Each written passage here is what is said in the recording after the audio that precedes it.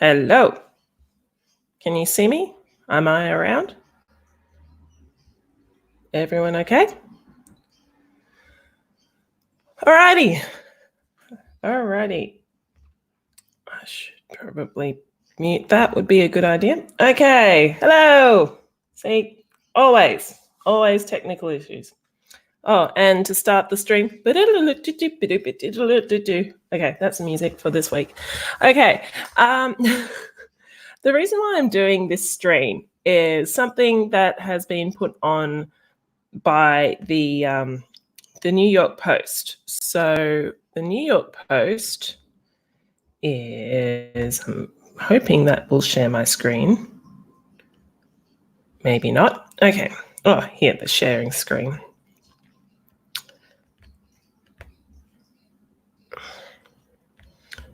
Sharing. Okay.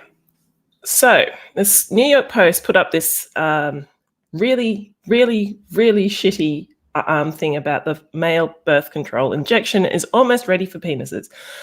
I will read this and then I will tell you every single thing that is wrong about this. It's a very short article.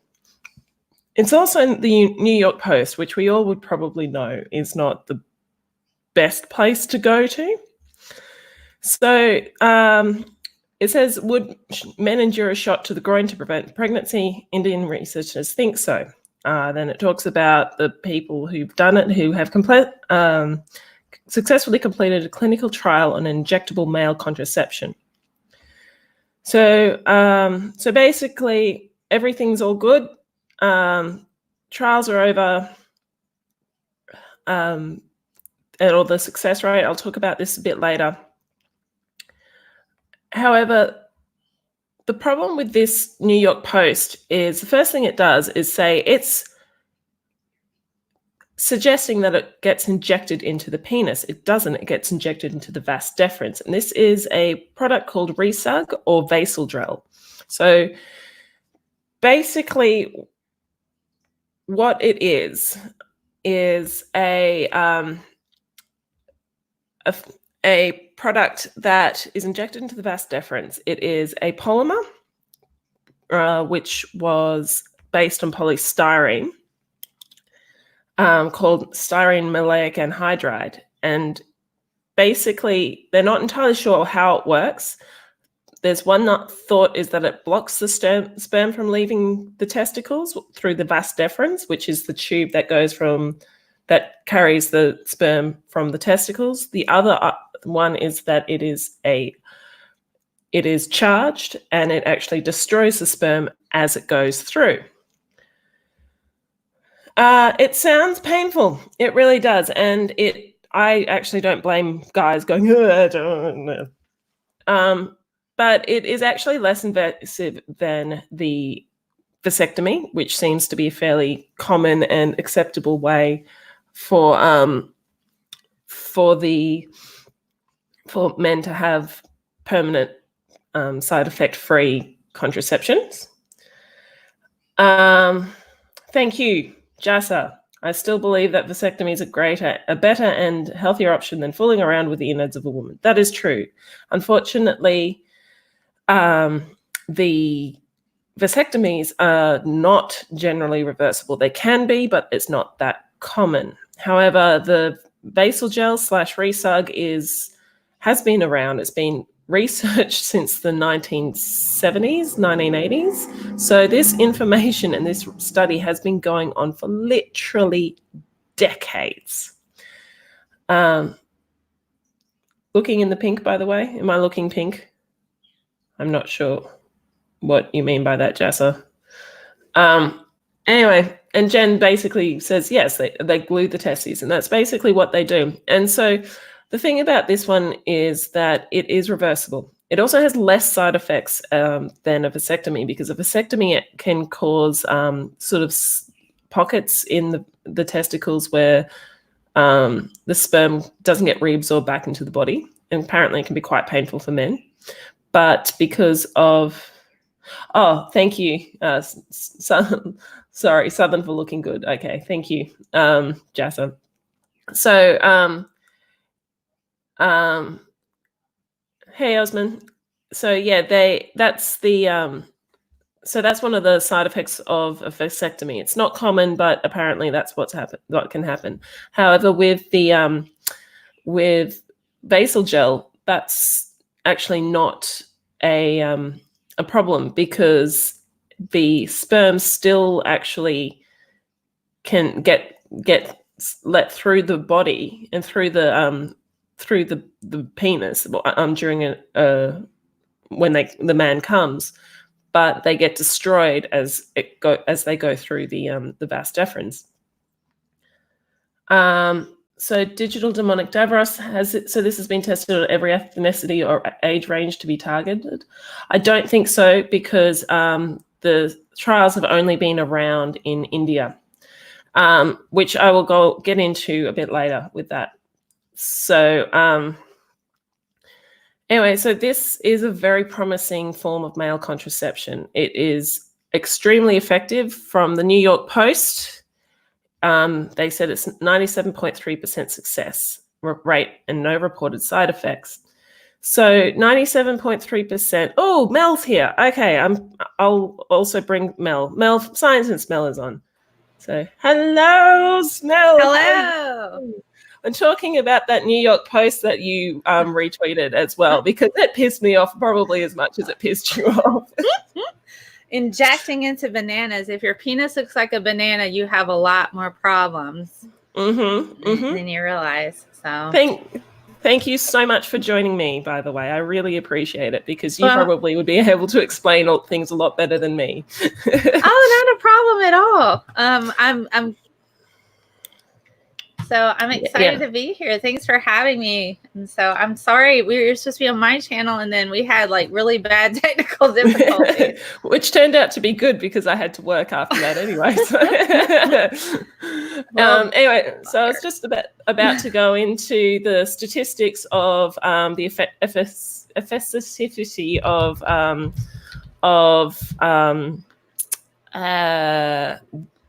the contraception. So the contraception with the basal gel is 97.3%. And everyone's saying, oh, well, that means that at 97.3% of the time it works, but that approximately 3% of the time it doesn't work. I'll go and get my girlfriend pregnant, which is actually a little bit silly, because actually the thing is that 100 couples who use it over a year, they expect it to have approximately 3 babies. Of course, you can't have 2.7% children pregnancies, but so the whole idea is, let's just assume that a couple will have sex once a week, and there's 100 couples.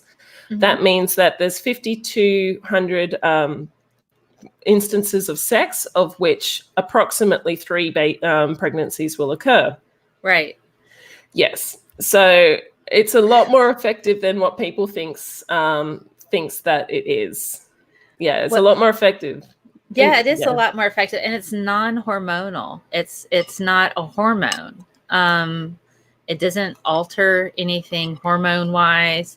What it is it's a polymer. So I'm looking it up. I'm getting a bit more information on the fly while I'm going. On the fly. So the parsemus.org, Parsemus Foundation, I've looked it up. They've got a pretty good little diagram, and they talk a bit about what basal gel is. It's a multi-year contraceptive. So essentially, it's a biotech type of polymer, and they inject it into the vas deferens, and that's the kind of the tubes that take the sperm, it's kind of goes and it attaches to the testicles, and so where they put it, I'm trying to see it, they put it to where it blocks off the seminal vesicles, right? So essentially what happens is it prevents the sperm from like kind of getting there. So it blocks off the testicles to the penis. We said the penis word, demonetized automatically. Oh no, that's okay, because I'm not monetized anyway. So you guys can see I'm sharing my screen right now with the basal gel. Yeah. Right here. But the thing that's great about it is it's just an injection. So it's actually, as I said earlier, it is less invasive than a vasectomy. Yes. So and they can dissolve it. If you want to have a baby a few months later, they can inject something in, and it dissolves the polymer, and then you go back to having babies. It's bicarbonate of soda. The polymer is a polystyrene based thing. Somebody brought up the fact that styrene is a chemical that gets injected and therefore it's cancerous. And it's, well, no. Styrene is not. Styrene is basically a benzene ring with an alkene side group. So basically, I don't have it set up around me. Yeah. So a benzyl ring is a six-sided group or an aromatic group. A lot of drugs have benzene rings in them just for structure. Yes. And so they're like little Legos that you can build on. And then you add the group that's important that causes the cell to do the thing you want. That's how drugs work. Yeah, pretty much. So polystyrene is basically this benzene with the alkene groups stuck to the side of it. Just the monomers just stuck together over many different over and over again. And so it's not scary. A lot of our structural things are in our bodies are polymers. So, like, for example, cellulose is the structural sugar that is found in plants. For example, we've got polymers that help stick our cell walls together. We've got polymers are friggin' everywhere. So don't get scared of the word polymer, everyone. And also there is a small connection, maybe potentially, we're not entirely sure, of this of styrene oxide being cancerous, but styrene oxide is not polystyrene. Right. Yeah. So we don't have to worry about that too much. Also, the thing that dissolves it is hydroxyl group. So it basically has an alcohol group on it. Yeah, so sodium bicarbonate is or DSMO, which is I can't remember. What's DSMO again? It's it's used. What I used DSMO for was for storage of cells long term. You don't want to you don't want large amounts of DSMO. Yeah, but it's not small amounts, not a big deal. Yeah, exactly. So it's not scary. Dimethyl sulfoxide. Yes, that's it.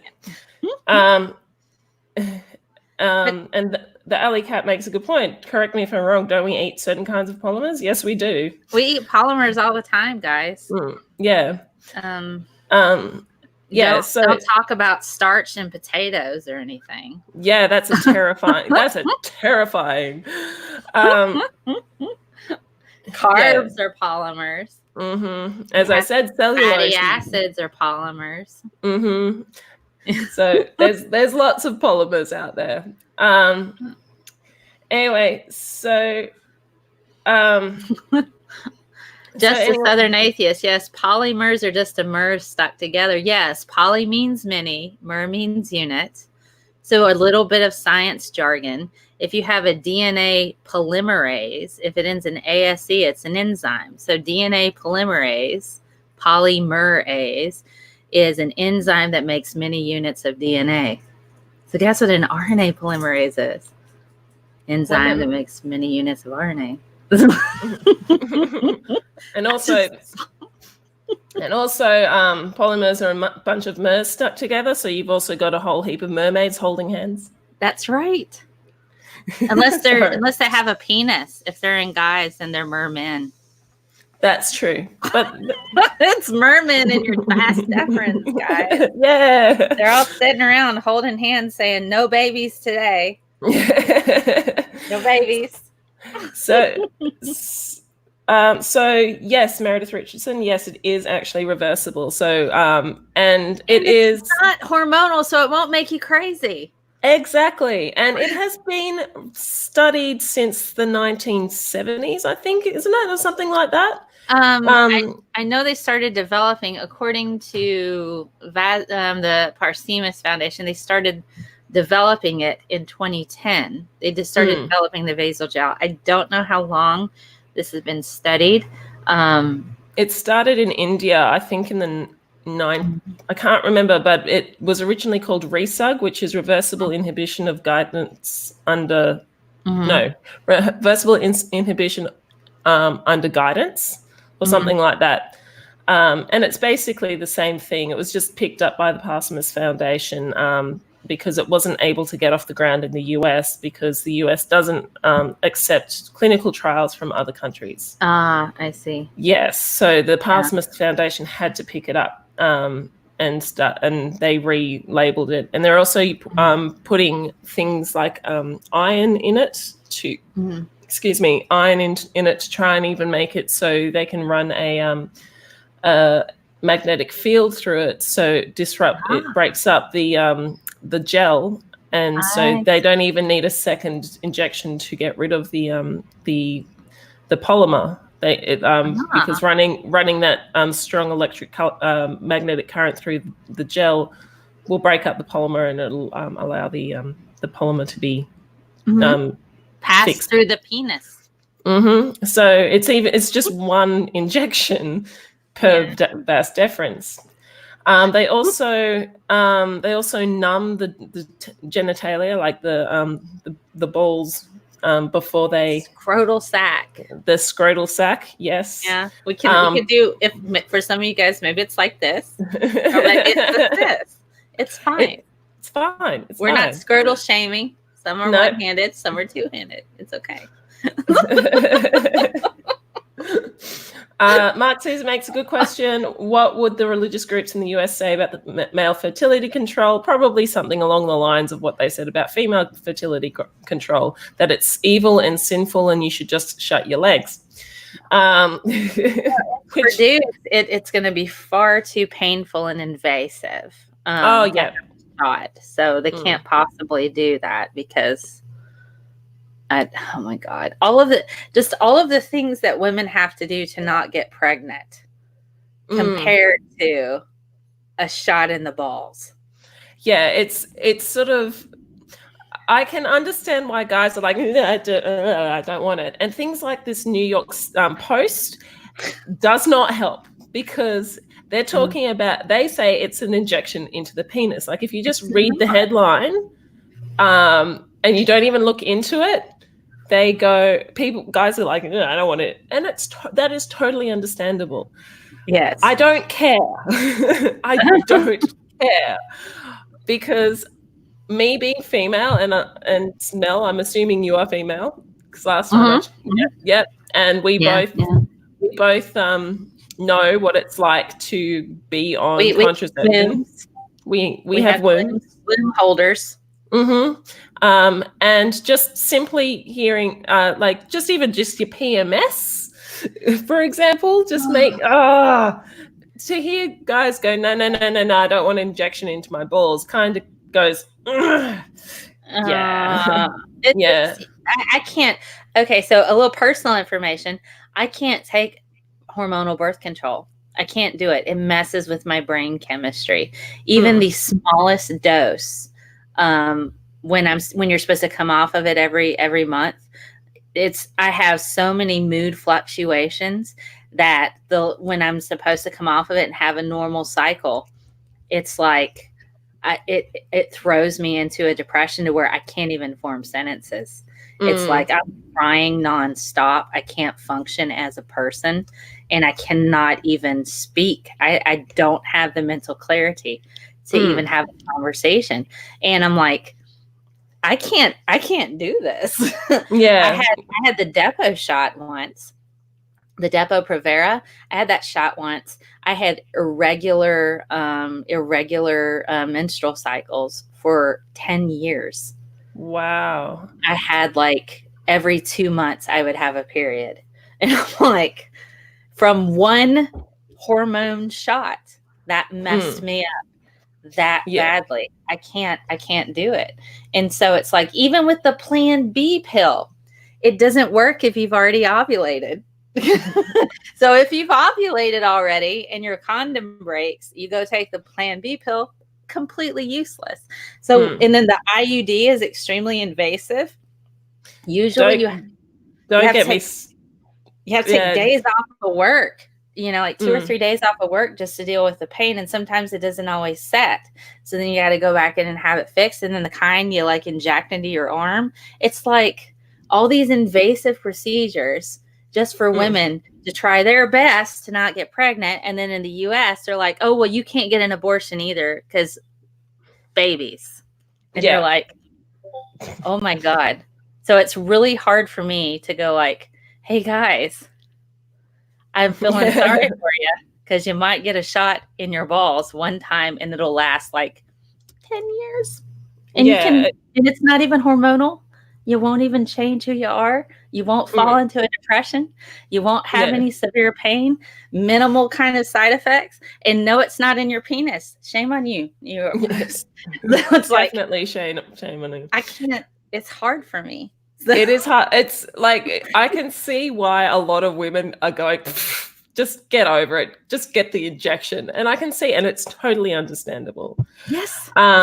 However, I also want to bring up, there's a lot of things that have come up in the in the comment sections that I have been constantly talking about, trying to educate people on this, because a lot of people are bringing up the male birth control pill, and this is an entirely different conversation. And this is also part of the reason why I want to talk, started this stream. And the reason why I wanted to start this stream was actually more aimed towards, one, getting rid of the missing information that the New York Post. I'm very close to writing to them and saying, you need to retract this. You need to retract this. Very strongly worded letters, they would say in the UK. Very strongly worded. In Australia, I'm fairly sure I will put a couple of swear words in it. But the male birth control pill is something that is also being looked at, and this is a hormonal-based pill. Yes. A lot of the things that a lot of people who are talking about it, women as well, like, a lot of the side effects are exactly the same as the female birth control pill, which is mood swings, depression, anxiety, weight gain, and all of that, which is not good. Right. We can all agree with that. However, the thing is that a lot of the women are saying, this is terrible, this is what we have to put up with, and you men don't have to put up with blah, blah, blah. And the first thing I really, really hate about this is you're causing someone pain. And yes, people are like, oh, well, we're going through it too. And it's true. It doesn't take away the fact that they're still in pain for their contraception. Second of all, the side effects are significantly worse than what it was for women, because it's still a drug in development. Right. I will bring up a hang on. I'm not too sure about how good the cut is in regards to reporting. But I've got an article up from Live Science, which is pretty good, on the male birth control pill. It came out in March.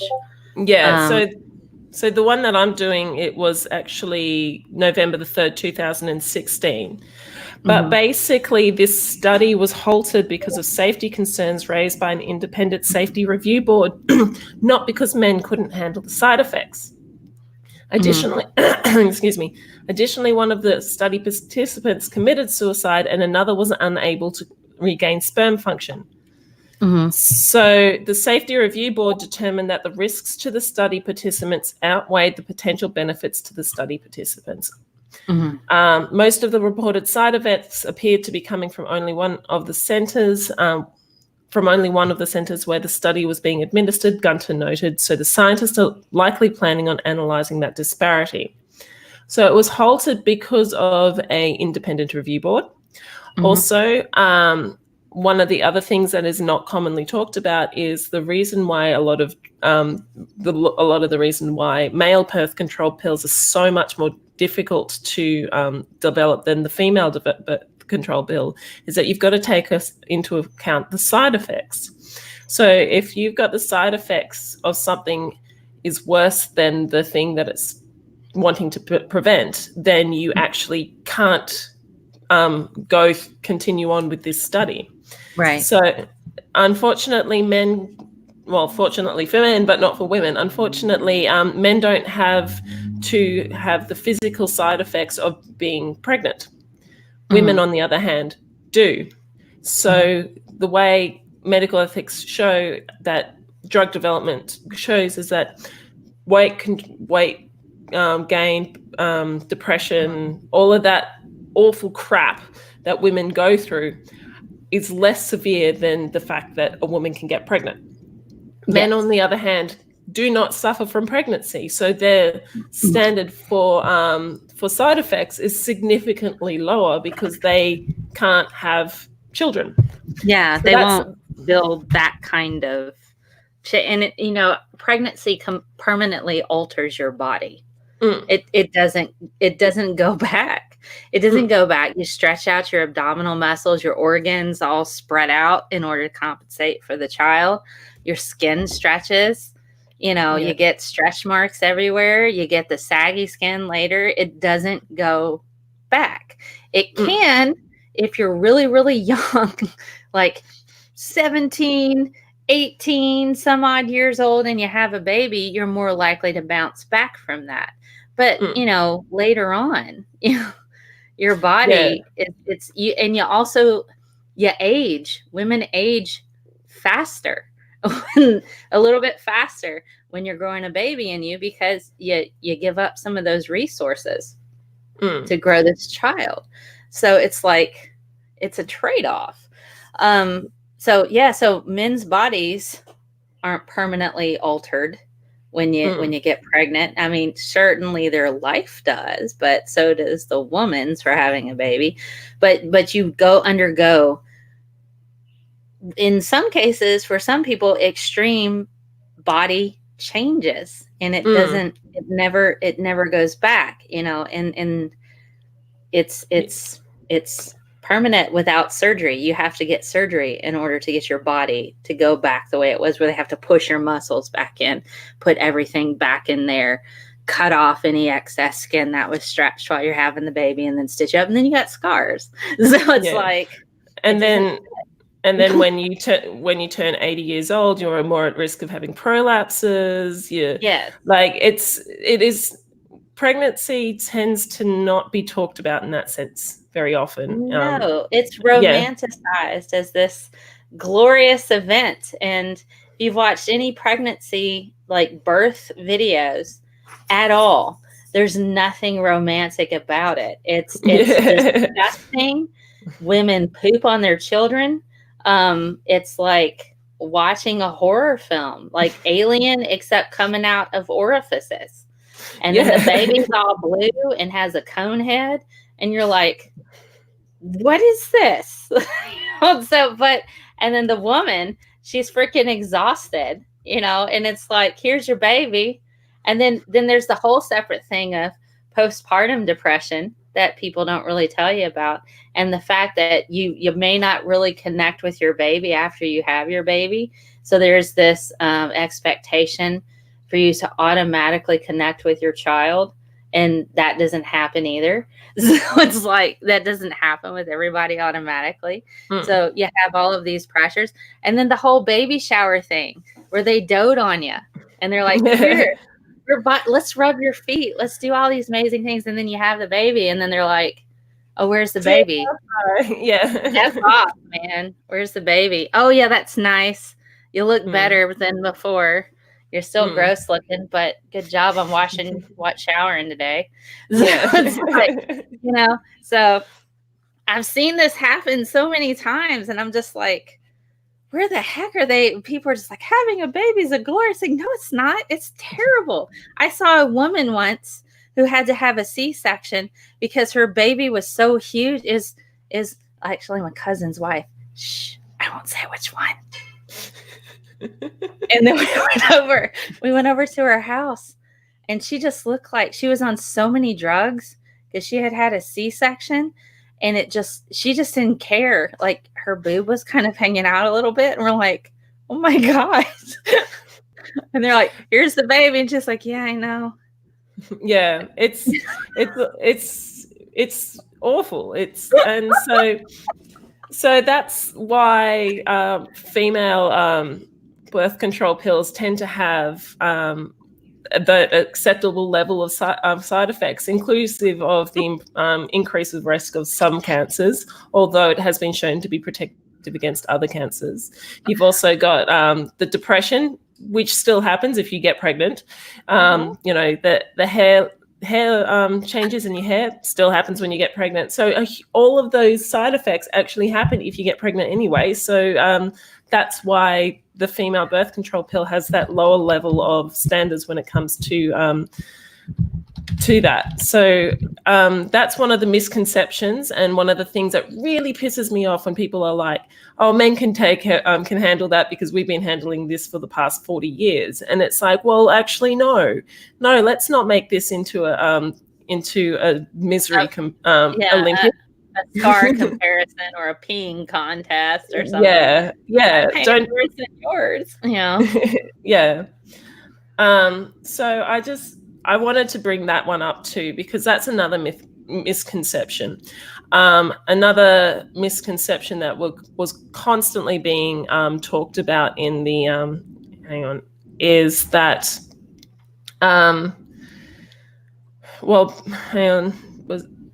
so a couple of things again is that they're complaining about it not being reversible, which is it is definitely reversible. They just dissolve the polymer, and then it passes through and comes out your penis. Yeah. How many times can we say penis in a stream? Penis. And the injection doesn't happen in the penis. It happens in the scrotum. And the vas deferens is completely fine. Yeah. A lot of people are going, oh, I'd rather have a vasectomy. And I'm like, dude, this is like better than a vasectomy. Yeah. And even though, like, there are some people who are needle phobic, which is why we need multiple types of birth control for men as well as for women. Because I know a person who was a bit like you, Mel, when it came to hormonal birth controls, and her partner was like latex intolerant. Oh, yeah. And yes, I am not latex intolerant, nor have I been with anyone who is latex intolerant. But I do know they have latex-free condoms. But how effective are they in comparing it to? Do you know? They're about 99% effective. It's the same. Yeah, it's about the same. It's around 99% effectiveness. And it doesn't, require the hormones or anything, so it doesn't make you crazy. But then you get the dudes who are like, I don't like the way it feels. And some women are like that. So if you don't like the way it feels, man, just get the shot. Yeah. So just like, just get the shot. Make certain you don't have any STDs, because the shot will not stop STDs from happening. Guys are also vectors for HPV. You may not actually get any kind of symptoms from HPV, guys. Get the vaccine, Gardasil, completely fine. Will protect you from oral cancer too. So and anal and throat too. Yeah, oral and throat. And also something else that just popped into my mind. I can't remember. It's run away. Sorry, I'll probably remember. I'm just going to go through the. That's right. That's where I was going to go. A lot of people are asking, why hasn't this been approved? And that is a really freaking good question. Why hasn't the basal gel / Resug been approved outside of India? And the main reason is it's not commercially viable. There's two main reasons. One is that drug companies are not interested in it because they think that men aren't going to have it. We're scared of needles in our scrotums, guys. Or if the New York Post has their way, we're scared of needles in our penis because that's where the sperm comes from. Don't you know that testicles hold the pee? Oh, really?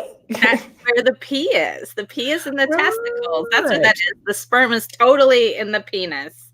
I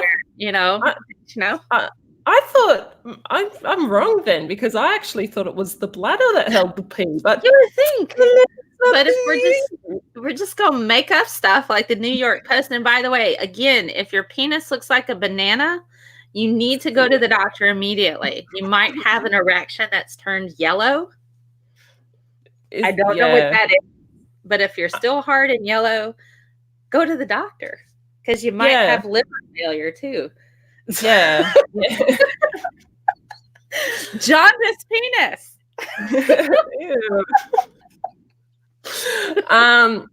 So that was one of the reasons. It is actually the main reason is that it isn't actually. They don't think it's financially viable to have a cheap, effective contraception for men, which is really. I bet Planned Parenthood would pick that up in a heartbeat because little do people realize Planned Parenthood also provides services for men, including testing and checking for testicular cancer. But only 3% of their services. Yes, 3% of their services actually is abortion. Yeah. And so that's another misconception. Even I'm Australian and I know that. So so that's one of the reasons why it hasn't been picked up by the US. Also, as I mentioned earlier, I don't think you were on the stream, Mel, where the US doesn't accept phase 3 trials from other countries. Mm-hmm. So it could mean that phase 3 trials have been successful in every other country on the face of the planet, and yet for some reason the US won't accept phase 3 trials. And which is really annoying for people in the US, and also a little bit annoying for us because I think there's something to do with the US being a bit of a gatekeeper when it comes to medical advances or something like that for the Western world. Am I correct, or am I listening? Am I hearing something?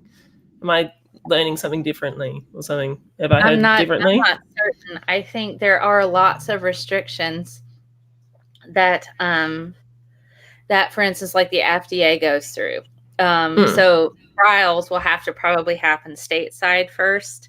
And if drug companies aren't willing to get involved in trials, then it'll just be a dead thing.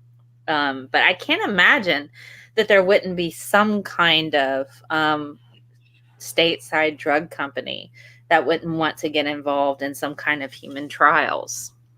I think they would. I mean, but the patriarchy.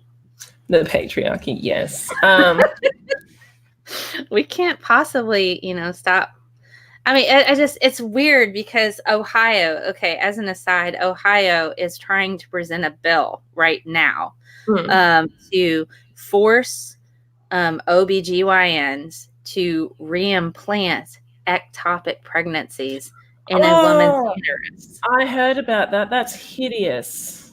You can't do it. There's no procedure. And Dr. Leah Torres, she's been on my channel a couple of times. She's a reproductive rights activist as well as an OBGYN. She's like, what? I sent it to her. I'm like, have you seen this? And she's like, she just started swearing.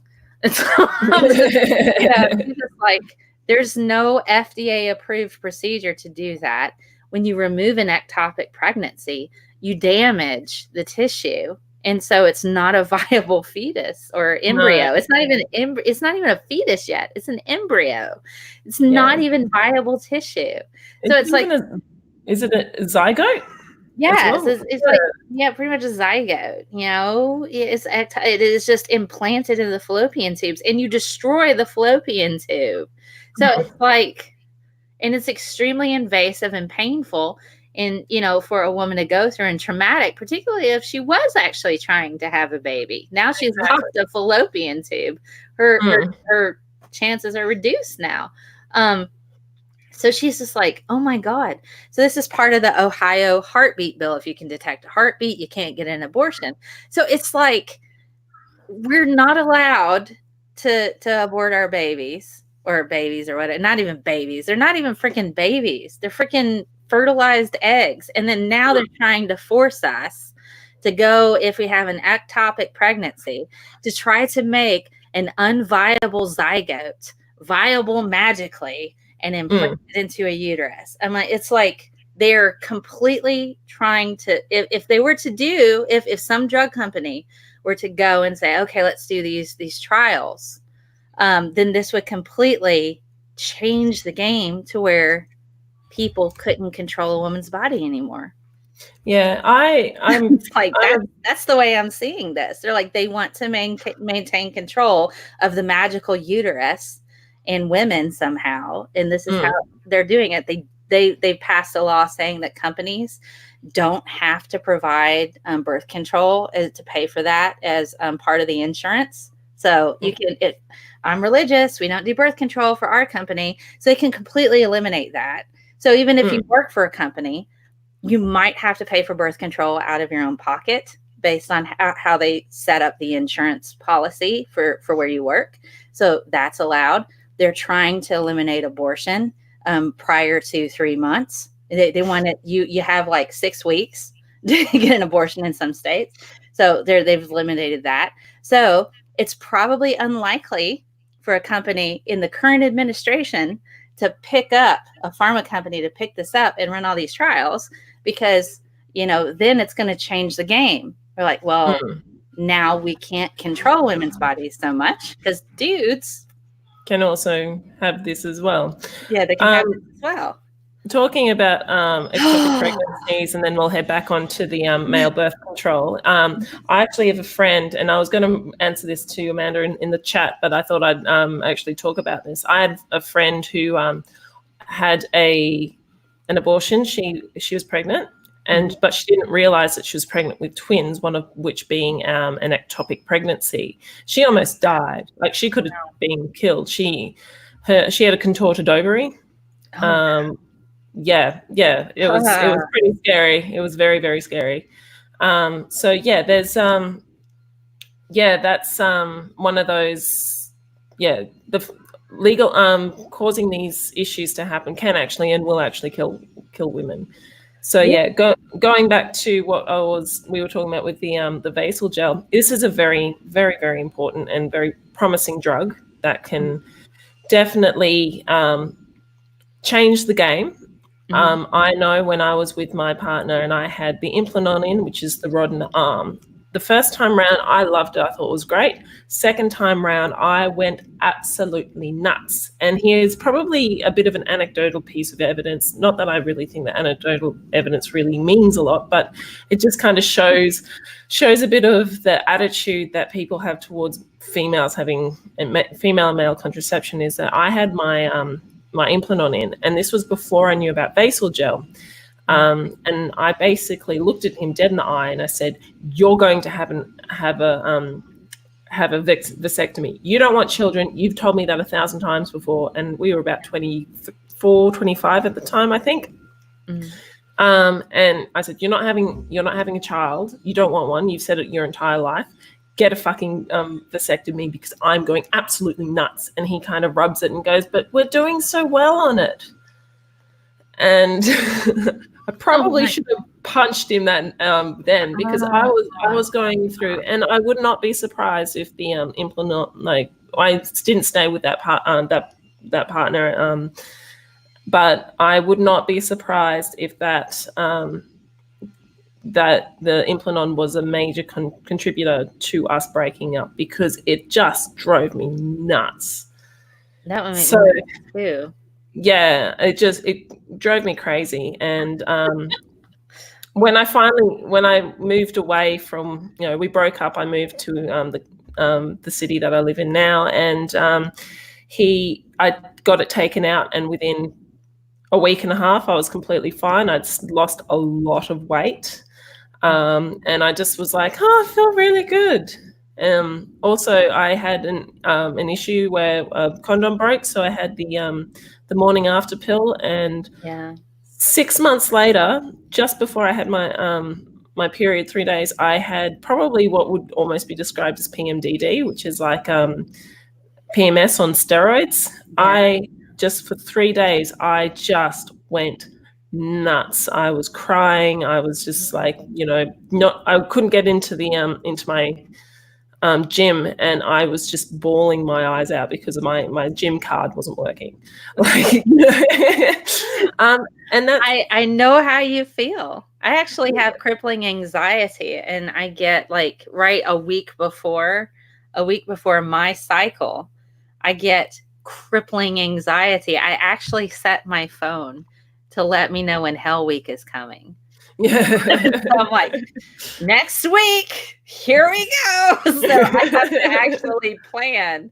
Okay, for about 5 days, I'm going to have horrible anxiety. My friends actually love me, yes. So I need to go ahead and plan to put little messages to myself. Your friends do love you. Your anxiety's lying, and you're about to have your period. So I actually will text my friends sometimes who know this, because you can people who love you and care about you. You can say, Hell Week is next week. Please text me every day and tell me that you care about me and my anxiety is lying. I feel like, I care about you. Your anxiety is lying. Everything's fine. Here's a picture of some puppies. Feel better. But it's terrible. I can't now imagine that with the pill. No. Yeah. No. And yeah, so that's basically, that was basically all I wanted to say, was to have this conversation about male contraception, how important it is because of people like yourself, Mel, people like my friend, not my friend, I don't talk to them anymore, but somebody I knew who has extreme reactions to hormonal birth control, and whose partner is not lactose, latex intolerant. Also, and then also, let's talk about the fact that the male birth control pill not only has caused somebody to kill themselves, which is awful. Again, let's not with also women's birth control, the Yaz pill. The what pill? Sorry, Yaz, YAZ. There's actually class action lawsuits because it induced depression in people to the point they quit their jobs, left university. They it was almost a hormonal inducement of depression. I think there might have been a couple of attempts. I don't know if there was any actual completion of suicide. Yeah. Wrongful death lawsuit alleges suicide from Yaz and Claravis. So there are actually birth control pills that were put out on the market that have been linked to suicidal tendencies in women. So this is a thing that exists.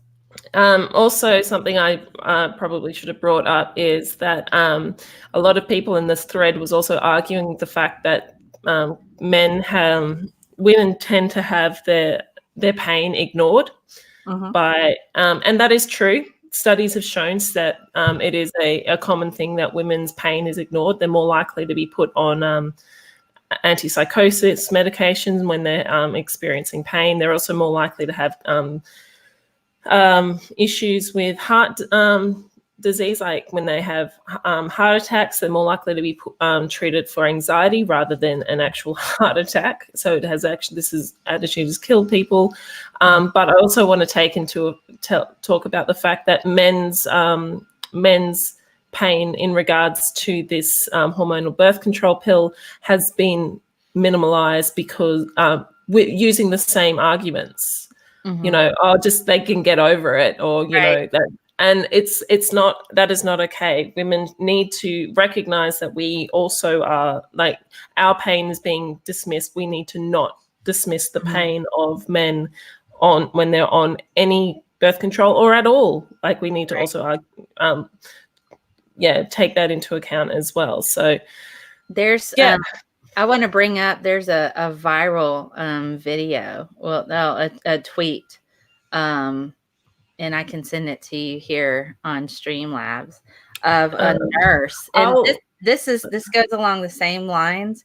There's a nurse who's on TikTok who I guess wants to be an Instagram famous person. She's made a video of her pretending. It's essentially, she's making fun of patients who she says are faking their pain. And she's joking about it. And there's a substantial amount of evidence about particularly women of color who have been told that they're faking their pain, and then they end up getting sent home and then they die, you know? So it's like, so as an aside, you know, it's healthcare professionals ignoring the pain of their patients is very real, and it's lethal for some of the patients. So actually, can you write something in the chat? I'll mod you. I don't think you've been. I'll mod you, and you can actually link that in the in the chat. So so we've got this is just a massive can of worms, to be honest with you. Thank you for popping that on. I was hoping this to last maybe about an hour, which it has. Yay. So thank you very much, Mel, for coming on. I really appreciate that. Oh, not at all. This was a lot of fun. Thanks for having me. No worries. So I'm just waiting for my chat on my YouTube to catch up. Anyway, well, now that you're on, can you go and plug yourself? Let me okay, sure. Okay, so I have a YouTube channel, youtube.com/Scientist Mel. I have a website. I'm on Twitch, DLive, Periscope. I have a Facebook. I stream to all of those platforms. I have shows every Saturday morning, usually every Saturday morning. It's kind of teens and older. We talk about a science topic. Usually it's viewer-generated topics, and they vote on what I talk about. I haven't set up for this Saturday. I need to start doing the polls again. And then this Sunday, I just pulled out my headphones. Hang on. There we go. And then this Sunday, every Sunday at noon Central, I have a show called Oraldacity with Doc Savage. We have usually a guest on. And this Sunday, we have Miles Power. We're going to talk about big pharma myths. So last Sunday, we had Landon Knoll. The previous Sunday, we had Hannibal and Monty. We've had PZ Myers. We had Arn Ra. We've had a lot of different people on there. We've had Dr. Leah Torres. We've had Jeff Holiday. Lots of really just awesome people have popped on. Tony Reed is going to be on in December. And Dr. Amanda Glaze will be on following him. She does evolution and culture research. So a lot of what she does is try to overcome the cultural barriers associated with accepting evolution. So she's an educator, and she also works in trying to help bridge the gap between people who are resistant to accepting evolution. So she'll be on. But that's my cheeky, funny show. And Doc swears a lot. He's Scottish. And swears, it's like poetry. So it's fine. It's fine. And I'm on Twitter. If you have show ideas, hit me up on Twitter. My DMs are open. Don't send me pictures of you getting your shots of the Vasagel. That would be lovely. Yeah. I don't need pictures of that. if it ever actually comes out into the Western world, unfortunately. Yeah. Medical dick pics. Here's me. I'm getting Scientist Mel. Fantastic. I'm happy for you. Don't send me pictures of it. I also will like to say the same thing. Please don't send me dick pics of you getting an nasal gel. The sugar daddy requests have stopped. I feel like I'm losing my edge. I haven't had a sugar daddy request in a while. I feel like I'm maybe not. I'm still doing the same thing I always have. So maybe it's not sugar daddy season right now.